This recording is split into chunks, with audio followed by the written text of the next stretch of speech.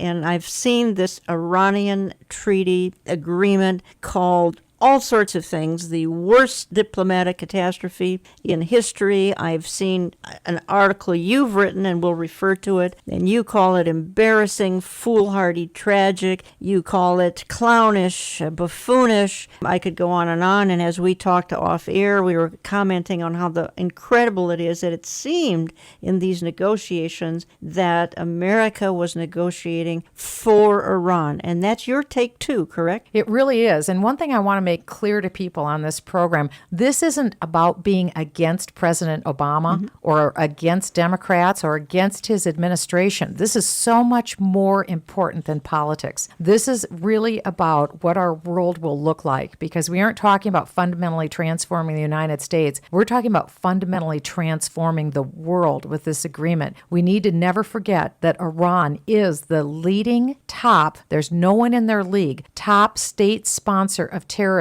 in the world today. And the fact is, they remain the leading sponsor of terror. And the fact is, this agreement that was just concluded negotiating, this agreement ensures that Iran will have nuclear bomb capability within 10 years' time. Exactly. But right after the announcement was made by the president in mid-July, the UN Security Council came in and was all gung-ho for it as well. And it seems like, and the Bible talks a lot about this, particularly in an end times context, that there's going to be a lot of strong delusion in the end time because, and I raised this question with Avi Lipkin as well, some of these nations in the UN Security Council that went along with it, they're right in the sights of some of these Iranian ICBMs. Germany, France, Great Britain, all of these countries, not the least of which is America, could have nuclear weapons dropped on them through Iranian ICBMs, and yet everyone's going along with this other than some conservatives in Washington. But we talked about strong delusion, and that seemed to register with you too. Well, yes, and I think we also need to understand the nations of the world. And I think it's very difficult for Americans to understand because we live in a nation that historically has been built on a Judeo-Christian ethic. We've been built upon the rule of law, and we believe in honesty and court systems and justice. Much of the world is completely different. It is built on a system of corruption. If you try to determine who do these nations see as their number one enemy, Russia sees the United States as their number one enemy, as does China, as does North Korea, as does Iran. These nations see the United States as their enemy and Israel as their enemy. Right.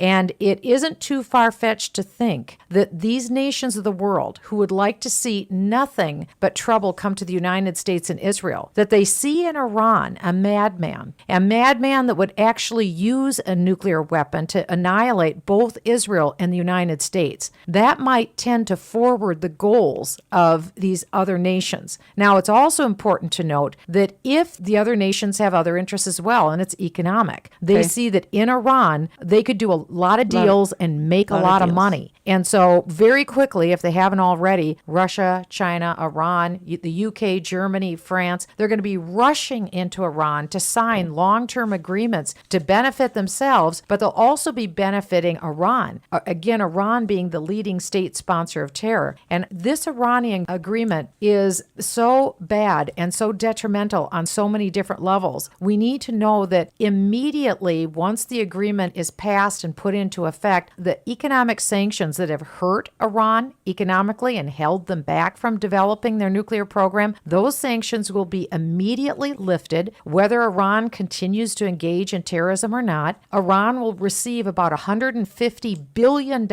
immediately out of the gate. What does that mean? Well, in the United States, our economy is about $16 trillion a year. That would be like the United States receiving $8 trillion, a windfall of $8 trillion.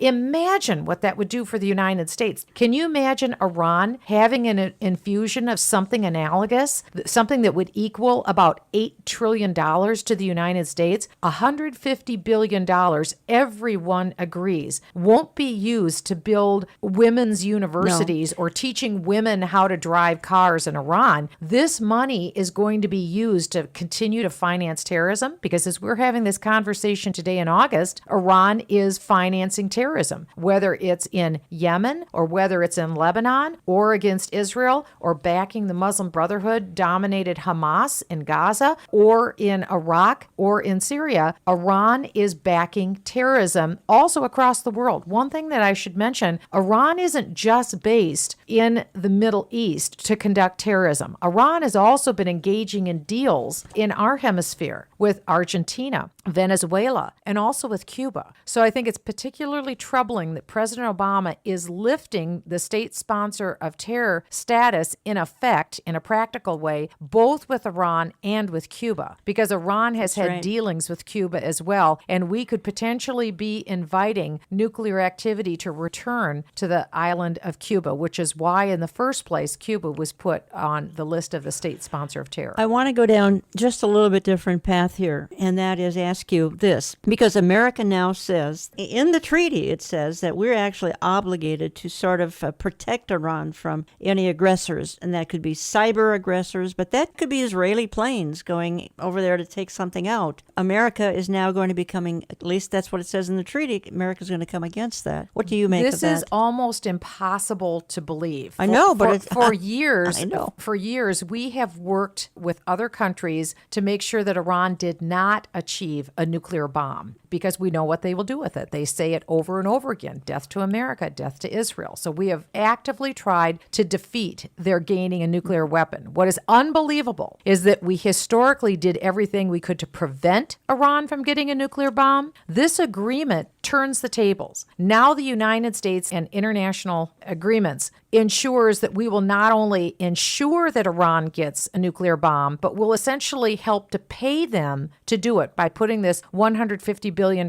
plus in their hands. And whereas we tried to prevent Iran from getting a nuclear bomb in the past with maybe cyber activity, now the United States will teach and train Iran in workshops and training sessions how to defeat sabotage against Iran's nuclear program. Well, who would try to sabotage Iran's nuclear program? Someone who didn't sign on to this agreement. That would be Israel. Israel would be the one nation that's been designated as a target by Iran for death. They would be trying to survive, and they would be trying to defeat the program. But now the United States has agreed that we will help Iran defeat any nation, presumably including Israel, who would try to sabotage Iran's program. The United States will even be teaching Iran how to develop advanced centrifuges. That's right. This is unbelievable. Right. This is unbelievable.